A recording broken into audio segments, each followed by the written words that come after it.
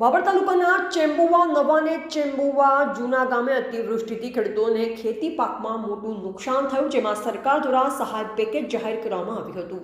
જેમાં ખેડૂતોને પૂરતા પ્રમાણમાં સહાય ચૂકવવામાં ન આવતા ચેમ્બુવા ગામના ખેડૂતોએ બાબર મામલેદાર અને બાબર તાલુકા પંચાયતમાં આવેદનપત્ર આપી યોગ્ય વળતર આપવામાં આવે તેવી માંગ કરી હતી અને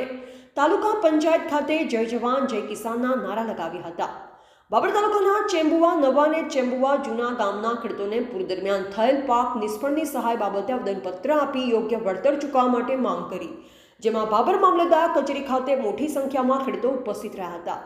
વાવથરા જિલ્લાના છેવાડાના વિસ્તારોમાં પાછોતરા વરસાદે વિનાશ વેર્યો હતો। અતિવૃષ્ટિથી બાબર સુઈગામ, વાવ અને થરાદ તાલુકામાં ખેતી પાકોને મોટું નુકસાન થયું હતું। સરકાર દ્વારા મોટું રાહત પેકેજ જાહેર કરવામાં આવ્યું છે, પરંતુ બાબર તાલુકાના ચેમ્બુવા ગામના ખેડૂતોને ઓછું વળતર ચૂકવવામાં આવેલ, ક્યાંક વાલા દવલાની નીતિ થયેલ હોવાના આક્ષેપો ખેડૂતોએ કર્યા હતા,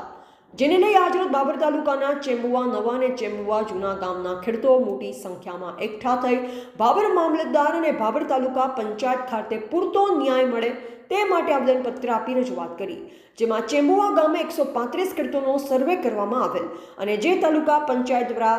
ચાર્ટ બંને છે એમાં આ 135 ખેડૂતોનો સર્વે થયો, પરંતુ આ પણ 135 ખેડૂતોના ખાતામાં નજીવી રકમ આવી હોવાનું ખેડૂતોની વેદનાને લઈ અને આજે તાલુકા પંચાયત અને મામલતદાર કચેરી ખાતે ચેમ્બુવા નવા અને જૂનાના ખેડૂતોએ આવેદનપત્ર આપી અને સાહેબને રજૂઆત કરી છે કે જે 10,000 કરોડનું પેકેજ કૃષિ સહાયમાં ખેડૂતોને આપવામાં આવ્યું છે, એમાં થોડો ઘણો અન્યાય થયો હોય એવું ક્યાંક ને ક્યાંક દેખાઈ રહ્યું છે। 100 એમના જે